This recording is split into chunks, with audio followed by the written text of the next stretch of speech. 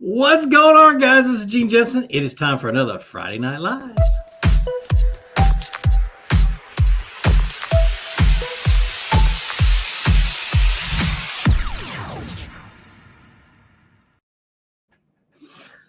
So what is going on? Man, sorry I'm getting about an hour late start. I was fishing, so I wasn't going to get off the lake till dark until the game wardens kicked me off. Actually, it was the park manager that kicked me off, but the game warden was out there to talk to me. Him and I are we know each other, so that's no big deal. Yeah, we were picking on each other pretty hard. That was a lot of fun. Anyway, what's going on, Lewis? How you doing, man? How you doing? If you guys are joining me from my podcast, welcome. You guys who don't know that, I'm on most. You can find me on most podcasts except for Apple iTunes, and that's it. So you should be able to find me on all the rest of them. So goodness gracious, but good to see everybody. Good to see everybody popping on here. What's going on? Ken said morning. You must be messed up, but I don't know. Hello, Fluke. Hope you're doing well. Thanks, Lewis. Appreciate it. Tristan, what's going on?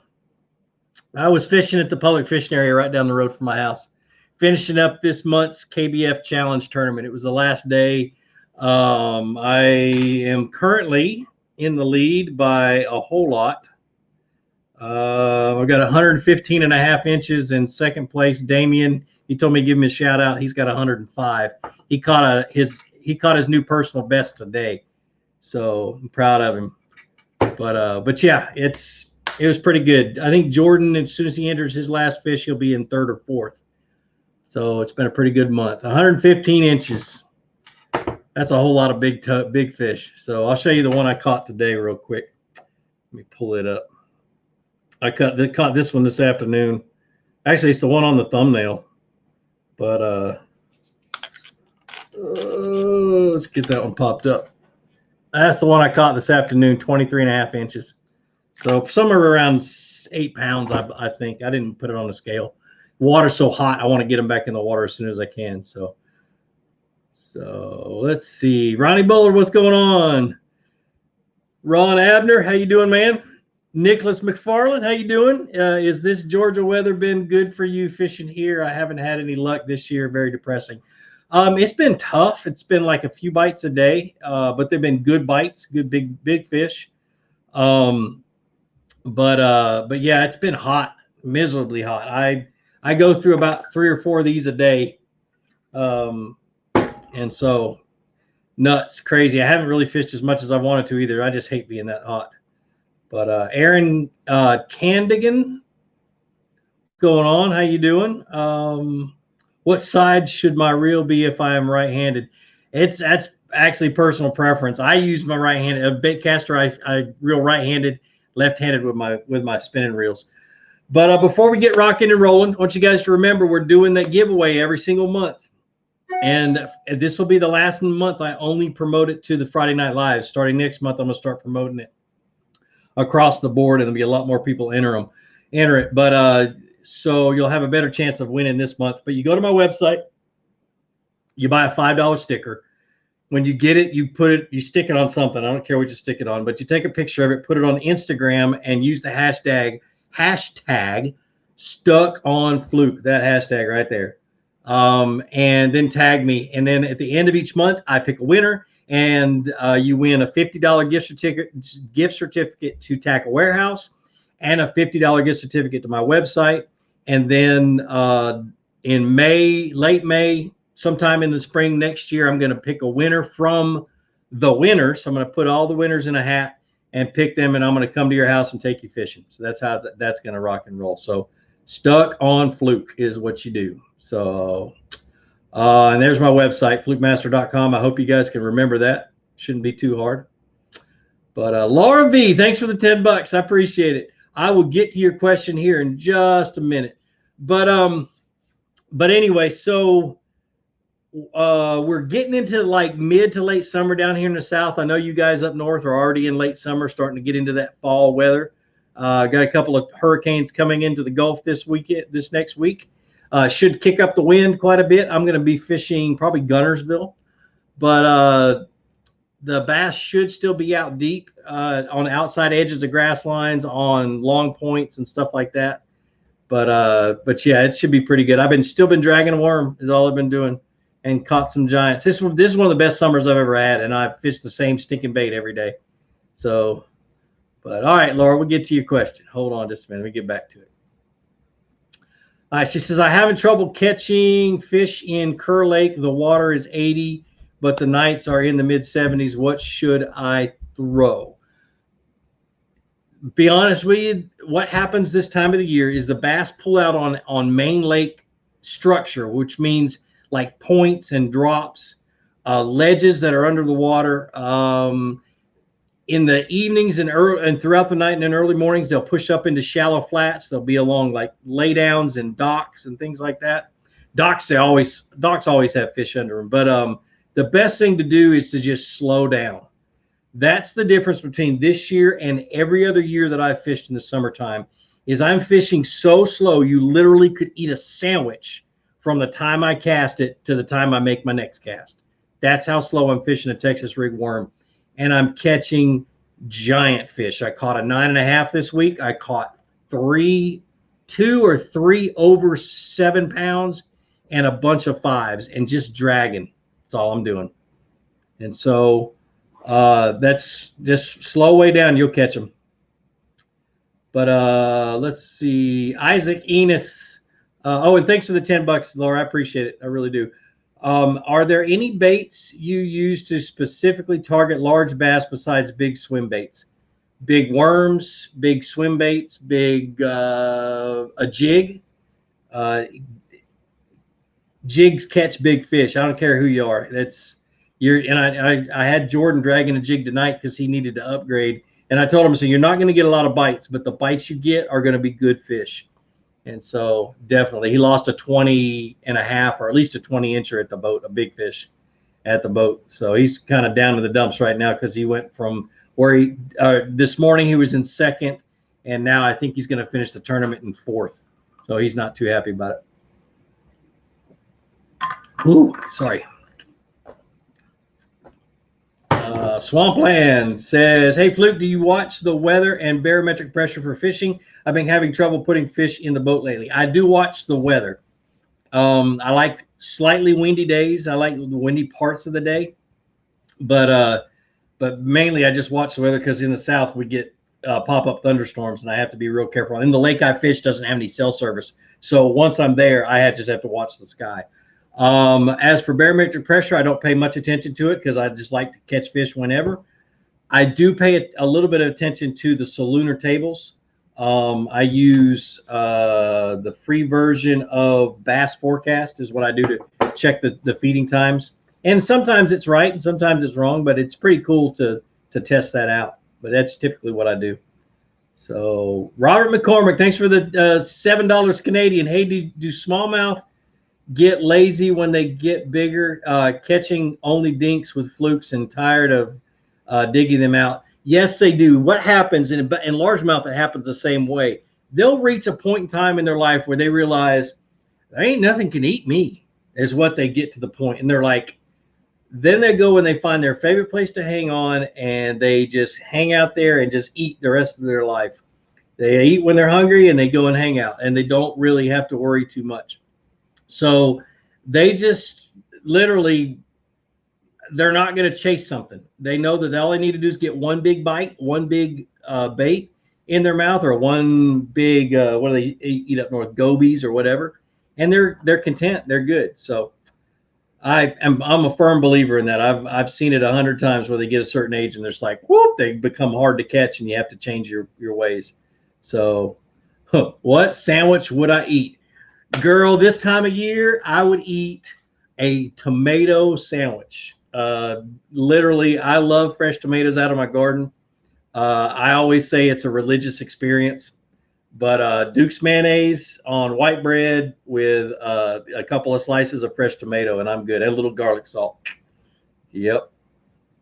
You said throwing worms. What color? Color really depends on the water clarity. If it's real clear water, I'm going to throw a natural color. If it's kind of stained, I can throw natural or I can throw dark.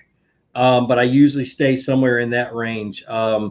You know, pinks, reds are good, but green pumpkin, black and blue, that kind of color is usually what I go to first. So especially green pumpkin. I think green pumpkin works in just about any water clarity. So Casual Bass Guy says, I've never caught a fish offshore besides off the dam. They all come within 20 yards max from the bank and shade pockets and structure this summer. Should I just stick to my guns, or am I missing out? It's hard to say. I mean, if you've got a boat, yeah, go learn how to fish offshore, learn how to find them on drops and on long points and that kind of stuff. That's where a lot of the big ones hang out. But early in the morning, late in the afternoon, a lot of times those big ones are up shallow feeding. They're kind of cruising the bank outside grass lines and that kind of stuff. But yeah, if you're having success, what I always say is don't leave fish to go find more fish. But if you're only catching dinks, you want to go find some big ones, go try something new and something different. So what 13 rods should I get for a Texas rig and jig setup? Price doesn't matter. I don't like price doesn't matter because I'm a cheapskate. But their 7'3" medium heavy is my Texas rig and jig rod. I have the Muse Black, which is their higher end rod. I have the new Fate Black, which is only like $85 or $80. Their prices are different in that in the Fate Black. They start off at $80 and they go all the way up to like $90, depending on what model you have, or what rod you get. But anyway, so 7'3" 7'3" or 7'4" medium heavy is my favorite one, and that's what I've been throwing that one for 3 months on with a Texas rig and just having a ball. So definitely that would be what I would go for. Let's see, Aaron Candigan says, if we were fishing today at this time, what is the best lure in ponds for Hydrilla? If I was fishing right now, dark, and I was fishing over top of Hydrilla, I would be using, if the Hydrilla wasn't sitting on top of the water, I'd be using something like a whopper plopper or a buzzbait. If it had already topped out and was sitting on the top, I'd be using a frog, and a frog and a frog. So this is probably what I would be doing. So Reeling Ramen, favorite sandwich. I already answered that one. Hunter, thanks for the $10. He says, Gene, I fish a local oxbow and I'm catching a good number of fish in 4 to 6 inches of water, having trouble landing the bigger fish. Fishing mostly a jig, 50-pound braid, 7-foot medium heavy rod, 8.1 reel. What are my thoughts? If you're fishing 50-pound braid and you're fishing jigs, I would not set the hook as hard, is what I would do. What happens a lot of times, and I learned this one years ago by trial and a lot of error, is you set the hook hard when you don't have a lot of stretch in your line and you're fishing a jig, and you rip a hole in that fish's mouth wide enough to when that fish shakes its head or does anything crazy, it can pop that jig out really, really easy. I actually started going to fishing a medium heavy rod with fluorocarbon line, and then a kind of a lighter jig hook than what I normally would on big thick jigs or big heavy jigs. But and just setting the hook, what I call a reel set. You pull into them until your rod starts to bow, and then you jerk back with that line tight, and it'll pop that fish's mouth open just enough to get that hook in, and you won't rip a hole in it. So my buddy David Fields, thanks for the $50, man. I really appreciate it, dude. You're awesome. You're awesome. He said, "What's up? We need to get together to build a big man yak, or get Luther to build a big man yak." Talking about Bonafide. I'll be the guinea pig. I'm not far for testing. Oh, I want in on these yak tourneys. The demand is there. It is, man. It is. Dude, get with Southern Moon Outfitters. Seriously, go talk to them.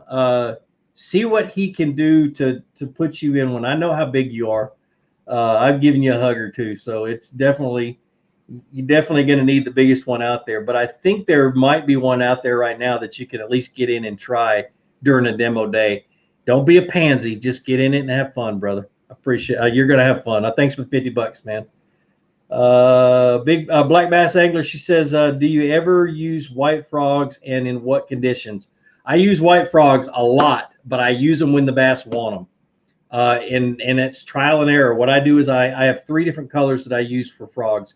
I have one with a black bottom, I have one with a yellow bottom, and I have one with a white. And I have a green pumpkin that I use, but I don't try to figure out if the fish want it or not. I usually just use it when I already know they're on the frog. But anyway, so white, black, and yellow, and I'll go between those until I get bit. Sometimes they, in like matted vegetation, they want a black. Sometimes they want a yellow. And sometimes I want a white, but my favorite one in matted vegetation is black and yellow. But in open water, I tend to use white more than anything. So, dang, frog fishing. I'm going to Gunnersville this next week. I cannot wait. Oh, my goodness. So, Bryce Stanton says he caught his new personal best of 5.7 on a chatterbait. That's awesome. Hey, guys, speaking of chatterbaits, look what I got right here. I just got these in the mail today. This is the new Jabberjaw from 13 Fishing. If I can get it to focus on my hand. There we go. Oh, there it goes. It comes off again. Come on. Let me get my face out of the way. There we go. There we go. Jabberjaw. Look at the bill. It's metal. It's got these little metal cheeks that are right here. Right there where the blade hits the inside of those metal cheeks. And it sounds like a chatterbait, but it's a square bill. And some guys are saying that they copied 6 Cents, but I know for a fact they've been working on this for 3 years. And I don't think either company copied each other. I just don't think they both had the same idea at the same time, which is freaking crazy.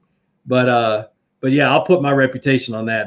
I know that the integrity of both companies, and there's no way either company knew what was going on or anything else. So, and if there is, I'm gonna get mad at somebody. But I don't think so. There's no way. They like being, or 13 likes being different. Any tips for fishing high pressure public ponds? Slow down and fish small baits. Go light line, spinning rod, and fish small baits real slow. That's my best way. A Ned rig is a great bait to throw high pressure public ponds. So just bought an Elite 7 TI2 for my new canoe Frontier 12. Can't wait to slay them out deep. That ought to be fun, man. Learn how to read a fish finder. That's the best thing I've done in years, and I'm still learning. I really am. Did I just, no, I thought I saw somebody I knew. Let's see. Todd Jones from Facebook says, would you use a fluoro leader when cranking? I got broke off yesterday at the same lake you were on. Thankfully, the fish shook the lure loose and popped back up. My buddy Alan landed a 6.4 pound while retrieving my lure. Dude, that's awesome. Yeah, I heard about that. Holy cow, I did. Yeah, I saw the live video that he did about that 6.5 pounder. But when I use a fluoro leader, I always use fluoro when I'm cranking. I prefer 100% fluoro the whole line, just because I can get deeper when I'm cranking. But if you're using mainline braid, yes, use fluoro leader, mainly to keep that bait from getting wrapped around your braid during the cast, because that happens a lot. If you have that stiffer fluoro, it doesn't happen quite so much. And you also get a little bit deeper with fluoro. So would you use a square bill for pond fishing? Yes, if I wasn't scared to lose it. Definitely, because you can lose it. So Hogjaws Outdoor says, how long does it take fish to get active again after a storm front? Is it based off of barometric pressure? You know what? I really don't know, because today we had a storm move through as we were pulling up to the boat ramp, and 30 minutes later I caught that big one, that 23.5 incher, or an hour later probably. But it just depends on the conditions. It depends on what they're used to. I've had huge storms with lots of lightning shut them down, but when it's just like rain with just a little bit of thunder and lightning, I've still caught fish afterwards. So, and I don't think it has much to do with the barometric pressure. I think it has more to do with the lightning and the loud thunder. So, any tips for fishing mountain lakes? Bass get finicky a lot of times. I don't. The best thing I can tell you, the lakes, some big mountain lakes that I've fished, There's a lot of steep drops. The bass will get at a specific depth, and they'll hang it out on steep drops or anything that sticks out a little bit further, and they'll suspend a lot more than they do anywhere else. And that's tough, man. I hate mountain lakes. It's one thing I'm not really good at, and I'd love to get more experience at it. So 7'3" heavy, fast. Oh, Minnesota Fisherman, thanks for the $10, man. I'm sitting here reading your comment and totally didn't realize you donated $10. He says 7'3" heavy, fast action and 7-foot medium rods, 6'4", 8'1" reels. Please suggest a third combo. Oh, okay. 7'3" heavy, fast. That's the one I'd have the 8'1" to 1 gear ratio reel on. 7-foot medium. 6'4" is good. I'd bump it up to a 7'3" or 7'8". The new reels from 13, I think, are 7'8". And then a spinning rod. You need to get something like a medium action spinning rod that you can throw light line on and get, throw shaky heads and light Ned rigs and that kind of stuff, and just catch the snot out of fish. That's what I would do. But you got a pretty good setup there. A medium heavy wouldn't be a bad one either. Medium heavy is 7'1", 7'2" medium heavy would be a good one with an 8'1" to 1 gear ratio reel. Thanks for the $10, man. I appreciate it. Y'all are awesome. You guys that donate, you just don't know. It means a lot to me, and it really, really does help out. It does. In the long run, it really helps out. It doesn't look like it's a lot of money, but it adds up, and it's great. I really appreciate it. We do. I use that to replace a lot of my camera gear as it wears out. Good evening, Flute Master in France. Hey, man, what's going on? Quinnen, I'm not going to try to pronounce your last name. I probably butchered your first name. He says, are you going to be competing in the 2021 KBF National Championship? Yes, I am. Talking about the one in Louisiana, I qualified for it last month or the month before last through the KBF challenges. So, yes, I'll be fishing it. So will my son, Jordan. He'll be 17 when he fishes it, but he's 16 now. Can I drop shot? Help for those hot summer days, Kyle? Can I drop shot help? I don't understand your question. Sorry, man. S&S Outdoors, how you doing, man? He says, when should I switch to orange cranks this fall? Is there a specific time when they switch to craws? Also, what's your favorite buzzbait? I don't fish orange cranks in the fall. I fish shad color crankbaits. And if I'm going to fish a crawfish color, I got one crankbait I throw in, only one. It is a Rapala jointed crawfish. And it's in like a green pumpkin color. It's not in anything orange. They get on those orange crankbaits in the early spring. I've never had luck in the fall. Always with shad colored crankbaits or spinner baits and that kind of stuff, because they're keyed in on bait fish in the fall, is what I've learned. So, Garrett Cromer, what's the deepest you fish a lake at? I fish at Lake West Point, where I live, or Eufaula. I have never fished West Point, and depth to me depends on the water clarity. If it's muddy, their bass are going to be shallow. But what you do is you go out and you look at your fish finder. You start to see balls of bait fish. You remember what depth you saw those bait fish, and the bass are going to be somewhere around the bank at that depth. So, or on structure at that depth, depending. So, Laura V donated another $5. What's going on? Thank you. Says, do you think you will come up to North Carolina, Virginia to fish Lake Gaston or Kerr Lake anytime soon?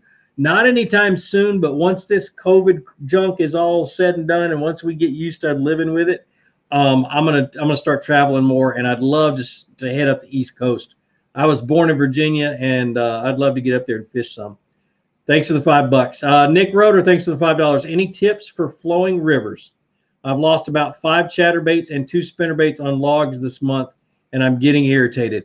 If there's logs, don't fish a chatterbait. With your spinnerbait, fish with your rod tip up at about 10 o'clock, or not straight up, but out and up. And it'll hold that bait up a little bit further or a little bit more, and you'll be able to feel when it's coming up along the log, and you'll be able to speed up and pop it over top of it. Throw a weedless paddle tail swim bait. That's a good one. That'll come through that kind of stuff. That's what I would be throwing. I can't even think of anything else off the top of my head. So Josh, I'm not even gonna pronounce your last name. Thanks for the $5, man. Man, that is a heck of a last name. He says, "Happy Friday, Fluke. How do you recommend a new angler find a confidence lure without spending a ton of cash?" Pick one. Just pick one, and then hit the water and only fish that one. Watch every video you can about it, that kind of stuff, and only fish that bait until you start to catch fish with it. I've done it with a jig back in the day. I did it with a spinner bait back in the day. And I did it with a jerk bait, and I did not have confidence in any of those until that's what I did. In the jig, I fished almost 3 weeks before getting a bite. And when I got that bite, something clicked, and I just started catching again and again. So that's what I would do. And a jig is a hard one to do. Whew, gosh almighty. Swampland, thanks for the $5. She says, in the swamps, we basically only have canals, so we beat the banks. Do you think the fish move shallow or deep within a canal or bayou based on heat? They tend to get into current, and they'll get into those current breaks. If you can find like logs and stumps that are out off the bank, they'll be in and behind them. They're going to find the shade, and they're going to find the current breaks. Like I said, anything that's going to bring the water by them, because those canals almost always have current in them. Definitely. That's a good question.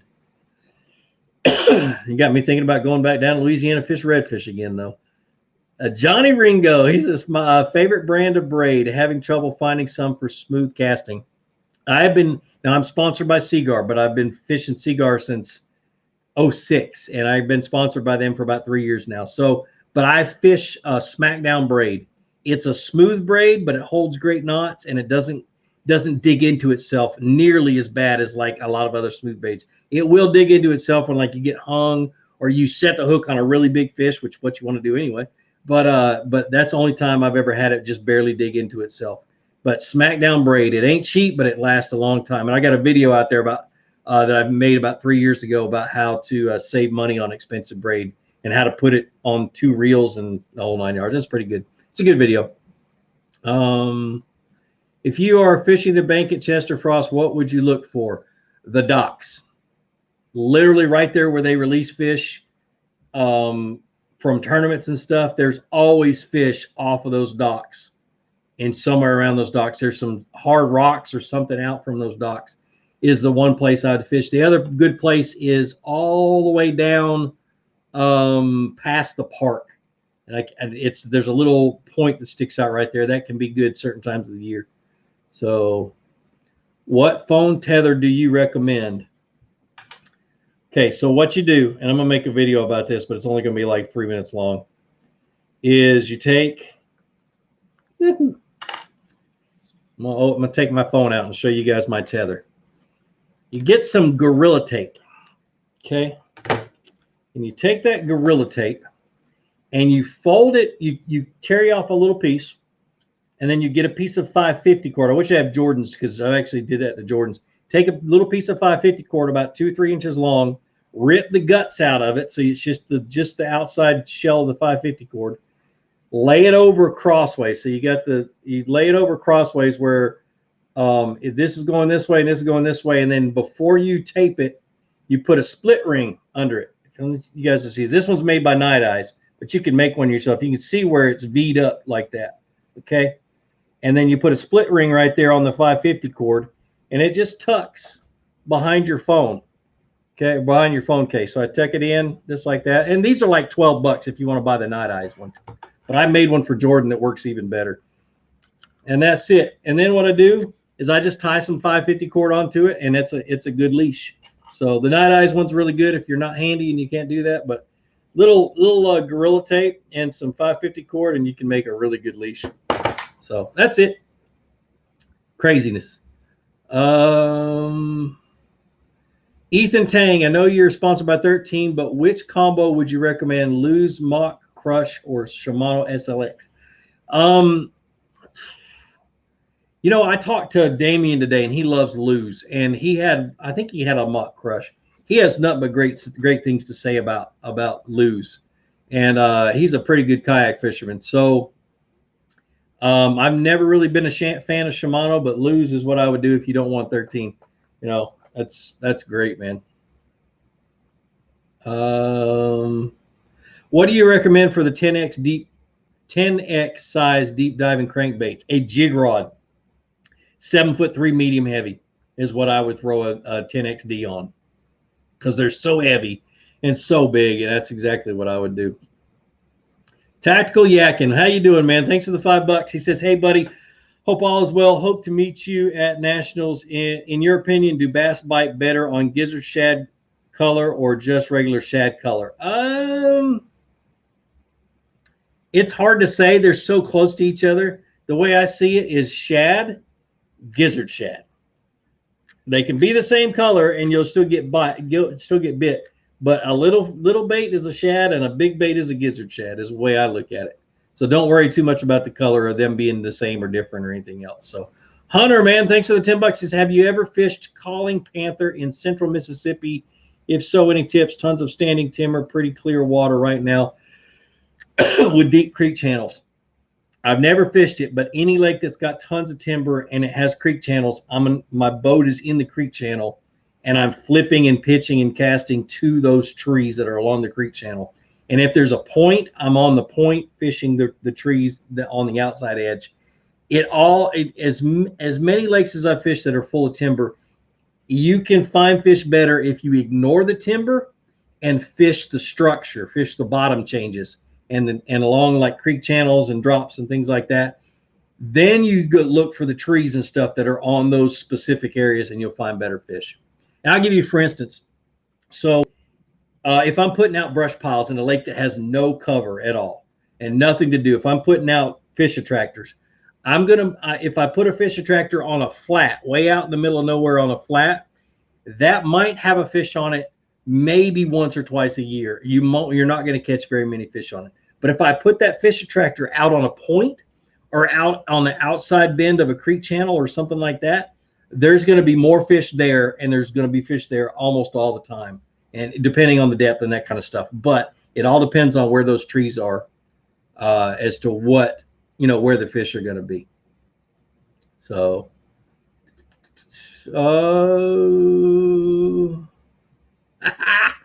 Joseph, he says, hey, Fluke, I want to send you some barbecue sauce and rubs. Where do I send it?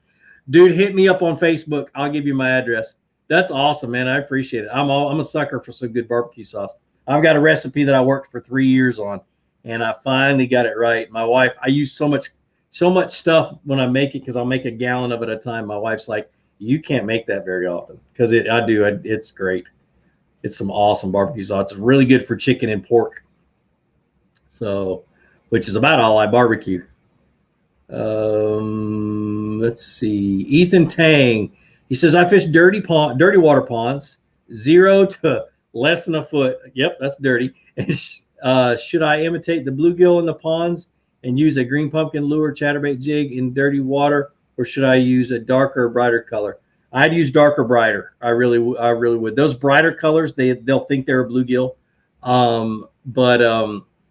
And then the bass are going to always be really close to cover, really close to things that you can see in the water, especially if it's less than a foot. The deepest those bass will probably go is maybe 8 feet. And so it's going to be a shallow water lake. So, and they don't like to get too far away from things they can see. They want to be able to see something. They don't like to be out in the middle of nowhere and not be able to see. East Coast Fish Whisperers. Hey, I like that name. It says, hail from Maryland. What would be the top 3 tips for a person trying to learn offshore points deep flat fishing this season? The number one tip, is learn how to read a lake map or a topo map. Number one, that is one of my best skills. Luckily I learned when I was a Boy Scout, and it got me through the Army. It got me a lot of stuff. Got me through a lot of stuff. But fishing, I'm a map fisherman. I very seldom do any offshore fishing without looking at the map and studying the map first. Learn where those fish will hold on a point. And every time you catch a fish, and you go back to your map and you mark where you caught it.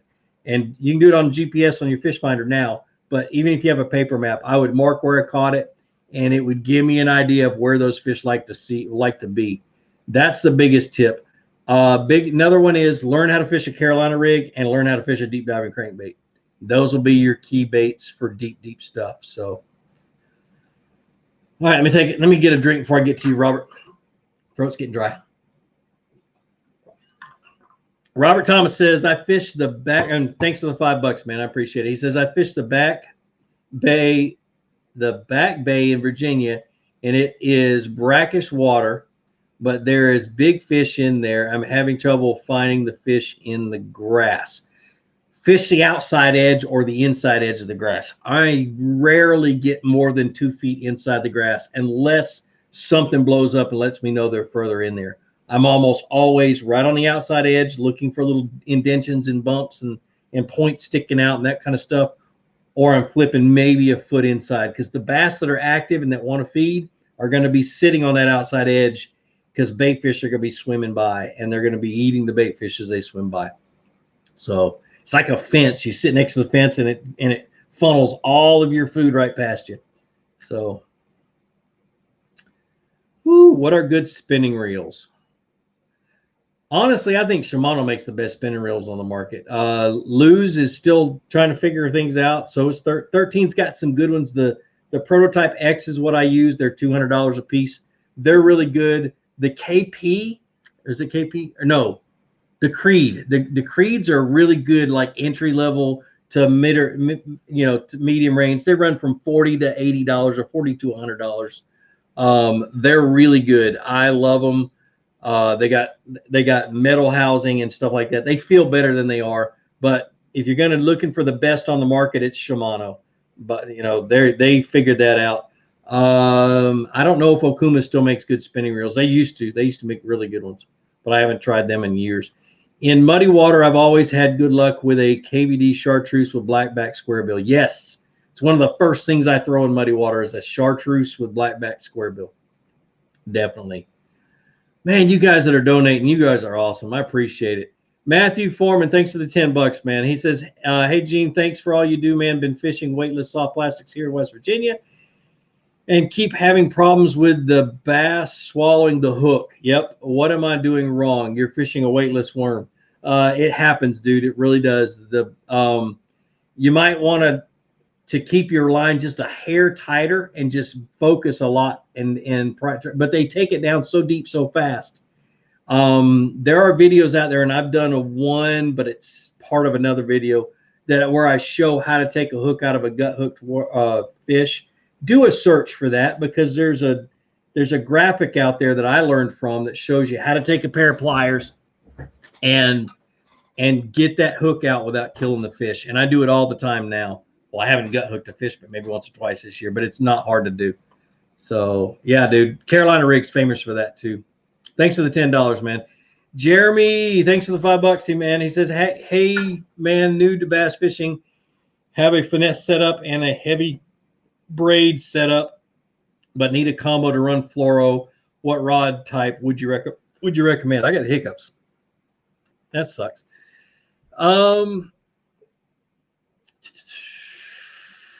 My first thought was like a medium heavy rod is what you need, with some 15 to 17 pound braid. You might go 20, but I usually stay around 15 to 17 pound fluorocarbon. I don't know if I said braid or not, but 811 gear ratio reel, like a 7 to a 7'3" medium heavy rod is what you probably should get next. That'd be a good one, because you can do a lot of things with that. You can deep crank, you can throw a spinner bait, you can a Texas rig, jig, that kind of thing. It's really, really good. What do you recommend for, and thanks for the $5, man. I really appreciate it. He said, what do you recommend for clear water and it's 90 degrees outside? Honestly, the air temperature has nothing to do with it. Clear water, I'm going to go with natural looking baits. If I'm fishing or dragging a worm, it's going to be green pumpkins or watermelon and that kind of green brown colors. If I'm throwing like a moving bait, it's going to be a bait fish color, either bluegill or some type of a shad color, shiny. Bass like shiny things, but that's kind of what I would look for. Yeah, the air temperature really doesn't. It's just hot, and the water temperature is probably in the 80s. If you've got air temperatures in the 90s, it's probably low to mid 80s. Are we going to see you in any more upcoming Chad Hoover videos? There was one he launched this week that I'm in. He came down here and fished one day with him and his wife. just before they got COVID, and so they're okay now. But yeah, him and I. Matter of fact, he called me today, and I missed his call because I was out fishing. I'll have to call him tonight. But yeah, we're gonna start doing a lot more things together. Man, he's a good dude. Lewis Goins, man, he says, "Yep, thanks for all that you teach us. Thanks, man. I appreciate it." Laura, she says, "I watch you every day. You have helped me and my husband get a lot better. That's awesome." She says, "You rock." That's awesome. That's what I love, man. Especially like when dads take their kids or moms take their kids and husbands and wife find something they love to do together. I'm still trying to get my wife to go fishing all the time for me, but she has a job and helps take care of the kids while I'm running around doing this. So one day. Okuma do make good reels. I bought some of the original Okuma spinning reels years ago, and they lasted me forever. And I haven't bought anything since, but those were great. I think Okuma used to make reels for other companies, and then finally they said, you know what, screw that. I'm going to go, fish. We're going to start making our own reels under our own brand. So if I remember correctly, that's what that story was. What's the best bait for standing timber? I like some type of a creature bait, some type of flipping bait that can get down into all that timber and that falls fairly slow, like a rage craw or rage bug or 13 Fishing's Invader's a good one, but it falls a little faster. Let's see. Robert Willard, any tips for early fall fishing on Clarksville Lake locations and baits? Thank you. They're going to be schooling hard. Always have a clear Super Spook Junior tied on to something you can throw at them. And then they love to they'll start working into the mouths of creeks, like the mouths of Keg Creek and some of the longer creeks. They'll start working into the mouths early fall and throw a square bill, throw a crankbait, erratic action. I always did, but always have a topwater with you. And then when it gets dark, we'll be throwing Texas rigs, Carolina rigs on those humps leading back into the creeks. So, man, you're going to make me miss Clarksville for like a minute. Ian Edwards, you like the fishing dad? I never had. That's awesome, man. I appreciate it.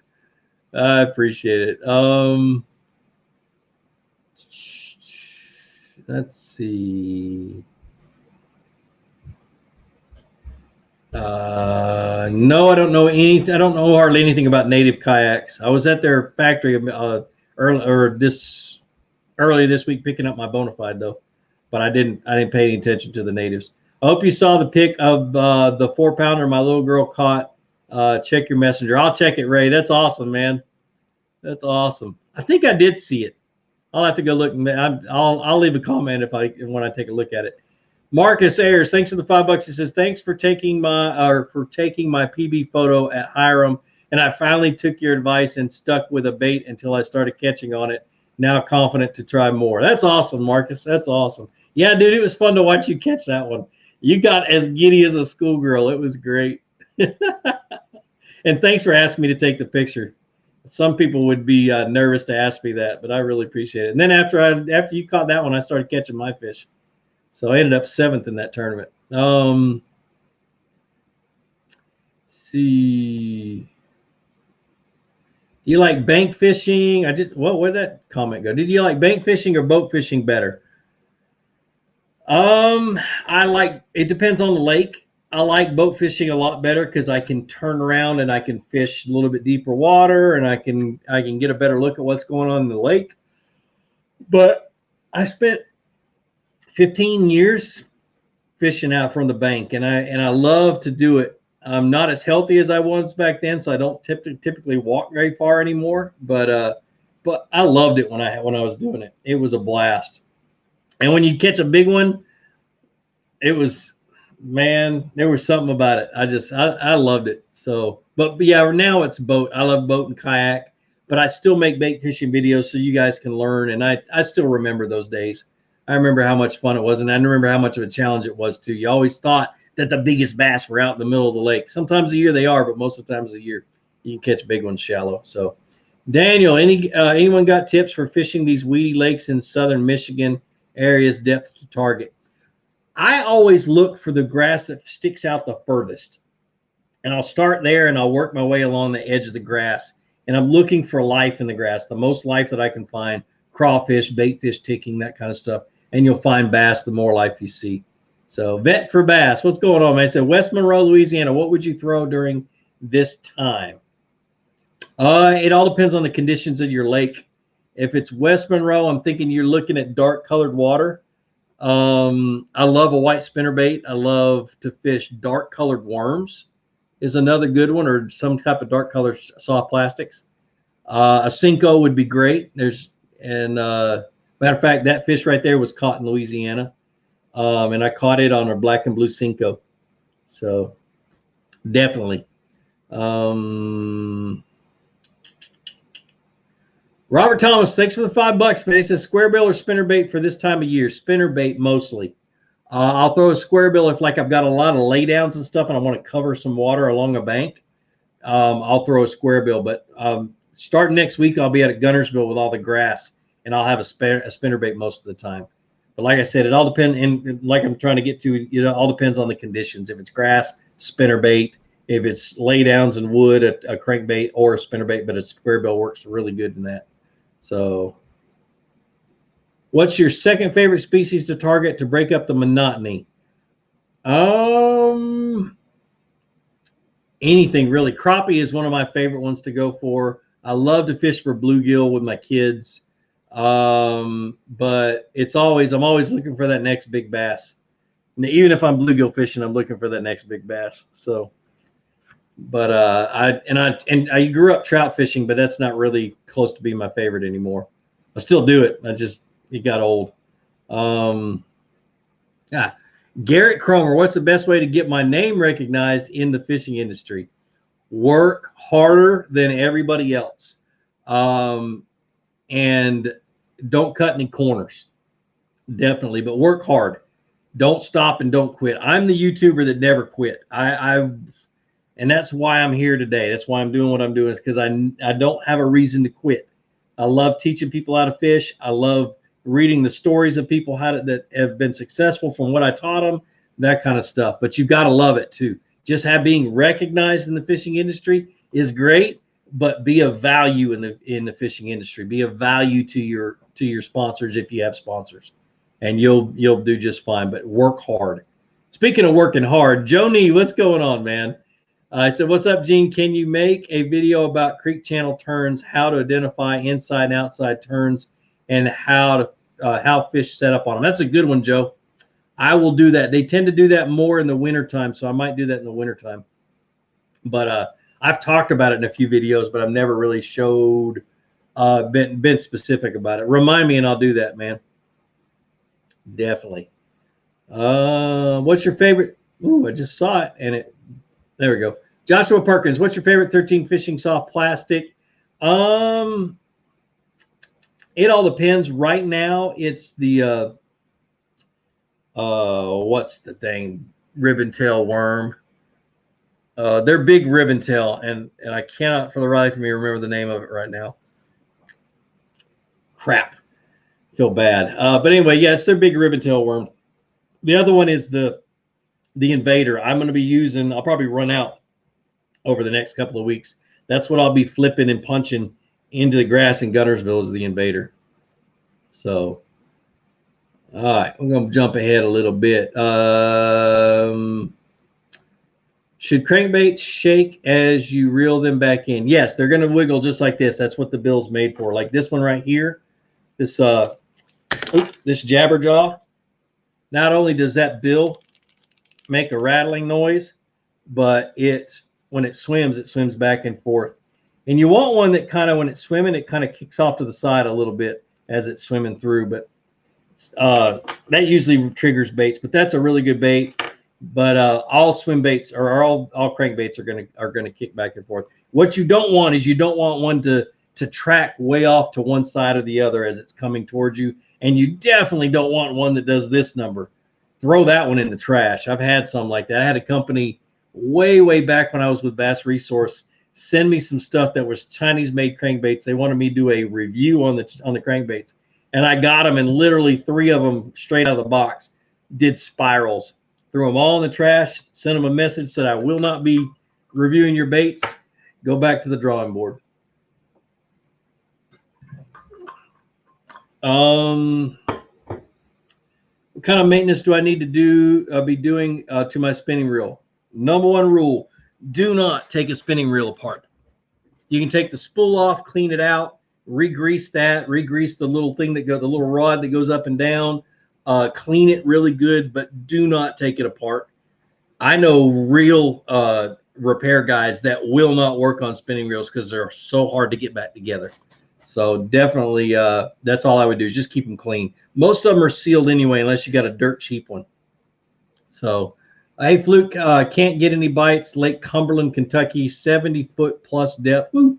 Clear water, steep bluffs on all sides. Any suggestions? That is my least favorite type of lake to fish. Look for humps. Go in to find the shallower water. There's going to be some shallower water, but the biggest thing is figure out the depth that the bait fish are on. And on those bluff walls and on those steeper banks, fish concentrate on that depth. Don't let it go all the way to the bottom. I love to fish bluff walls when there's just a few of them. When it's all bluff, it's just tough to catch fish. But I'll flip a bait in there and I'll just work those bluff walls and try to get it down to the depth that the bait fish are hanging at. So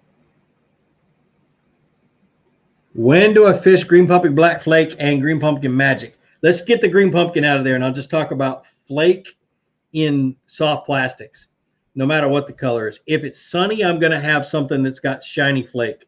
I just have a little bit more confidence in that. If it's not sunny, I'll have some. It doesn't matter. I'll have something that's usually got black flake or some type of just a plain colored flake. But sun is when it makes a difference. When it's a sunny day, you want to be able to get a little bit of glitter or a little bit of shine on it to get their attention. A little dip in JJ's Magic works good. Works too, like some chartreuse, dip it in the tail. That's one thing I've been doing this week that I haven't been telling anybody because I wanted to wait till this tournament was over. Every worm that I fished the last 3 months, the tail's dipped in JJ's Magic. Every one of them. It's either chartreuse or clear. But that huge thing, and I'm going to do a video about it, but that's how I've been catching all these giants is just you get to the point where you'd be dragging a worm and you'd get bites, but they wouldn't bite it and they wouldn't hang on to it. Just dipped it in JJ's and I started catching them. And from then on out, I'm like, yeah, why did I forget to do that? So ever fished Piercy Priest in Nashville? I have not. Nope. I've been to it. Chad Hoover used to live on it, but I've never fished it. Where do you fish a chatterbait versus a jig in dirty water? I almost always fish a chatterbait when it's grass in the area, when it's a grassy lake. A jig in dirty water, I'm going to fish a jig in shallow cover on hard bottom and that kind of stuff. What in the world? Sorry, my messages just popped up for some reason. I didn't even hit anything. Let me get it out of the way. It keeps popping up. All right, there we go. But anyway, so yeah, that's a jig is going to be hard bottom, going to be shallow cover, and then a chatterbait's going to be around grass, just because it comes through grass better. So when do you fish? Oh, I already answered that one.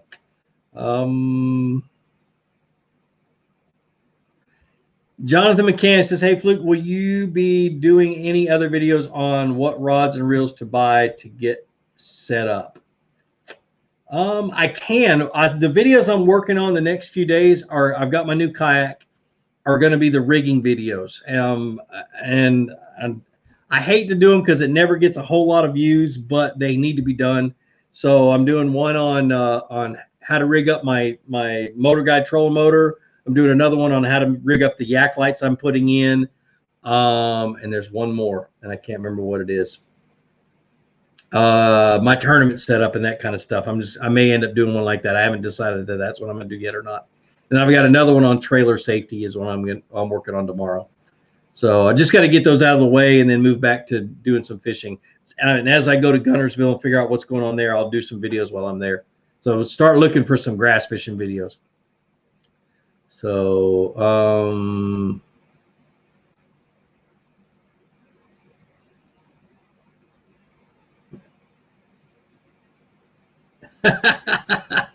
now, JB Bassard, understand, he says, on Lake Sinclair, swinging for a last-minute upgrade or two.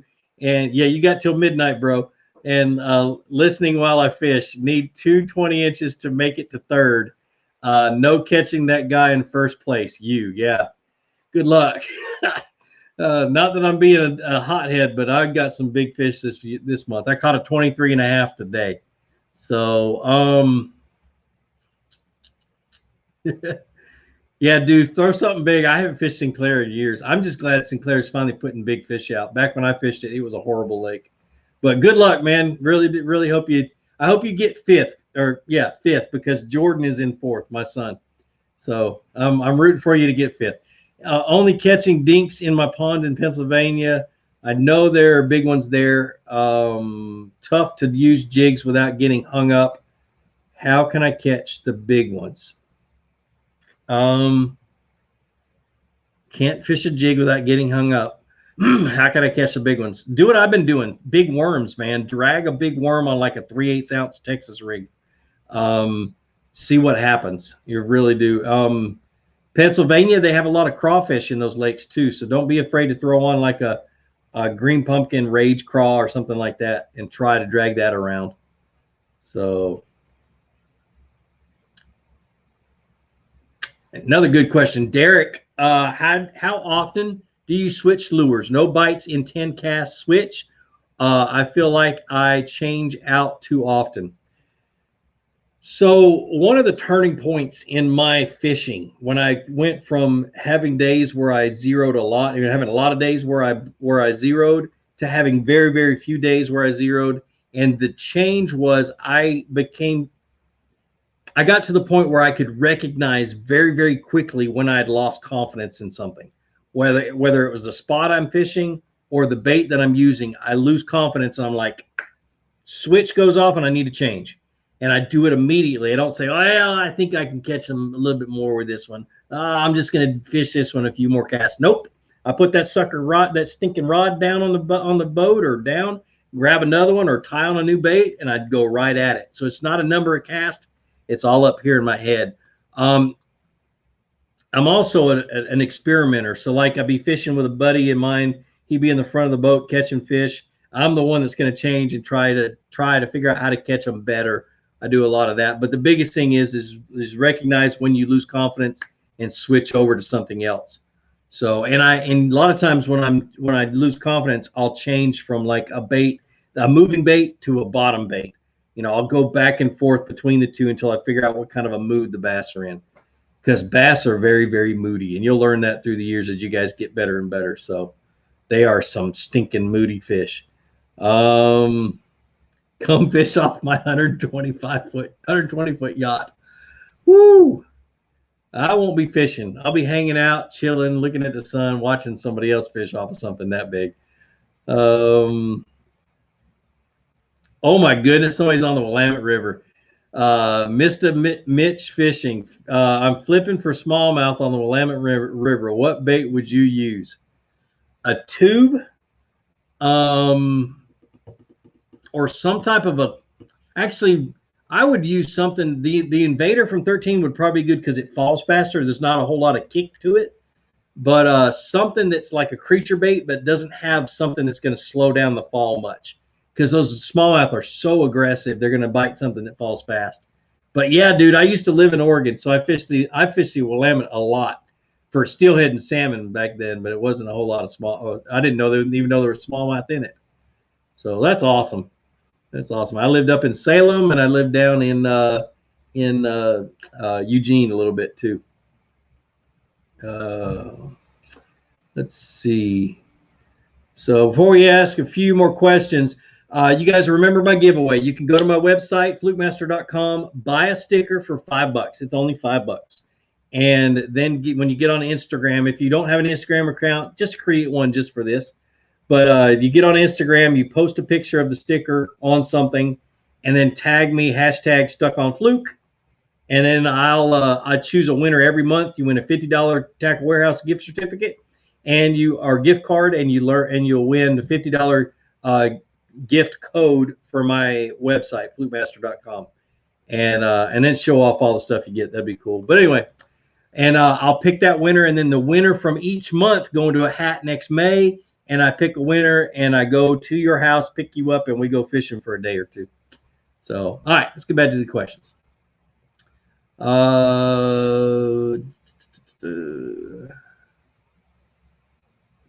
Is there any credence to fishing a shady side of the lake or the sunny side, or do bass only go off a structure depth? Yes, fish the shady side as long as you can. There are times, especially in the fall, where bass in the spring after the spawn, where bass will hug to that shade until the last minute and then move out deeper. So yeah, there is a lot of credence to it. If there's grass, they'll stay in the grass because the grass gives you shade. But I'm always going to try to fish that shady current or that shady side of the lake as long as I possibly can. So, what type of rod and reel would you recommend for someone who is picking up the hobby? A medium spinning rod is number one. Mainly because you can fish a lot of light stuff, and it's just a fun rod to fish. You can do a lot of different things. If you're going to fish a lot of heavier baits, go to a medium heavy. But most of the time, when people are starting, they're throwing smaller stuff, and stuff that's less than a quarter ounce or less, and that kind of stuff. So a medium spinning rod is what I would start with, and then graduate to like a bait caster and teach yourself how to fish it. Medium heavy bait caster would be really good, but that's where I would start. Thanks, Ricardo. Appreciate it, man. One last question. Let's see.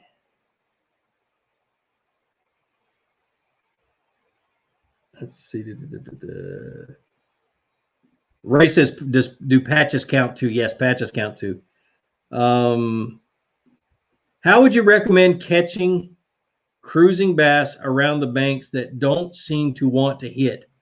Back way off the bank as far as you dare. And as you're approaching the lake, make cast out there where you're going to be standing, and then move close to the lake or close to the shore and cast along the shore. Throw a spinner bait. Throw a fluke is my favorite to do it. A weightless fluke, just jerking it around. But the biggest thing is you don't want them to see you, so back off a little bit and make those casts, or wear camouflage. I used to do that all the time, wear a lot of camouflage when I did that. But definitely that's what I would do. Just be real careful about how close you get to the bank. You don't want them to see you. So, all right, guys, I'm sorry if I missed some questions. You guys know that it's just hard to keep up. I really appreciate all that you've done. Those who donated, I appreciate it. I thank you. That's going to help big time. But be sure to enter the contest. We draw a winner, I think, next week.